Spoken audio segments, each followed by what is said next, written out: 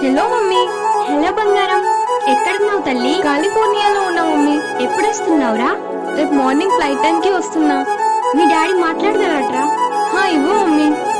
బంగారు తల్లి ఎలా ఉన్నావురా? Fine dad. జాగ్రత్తగా రా. Okay dad, bye, take care.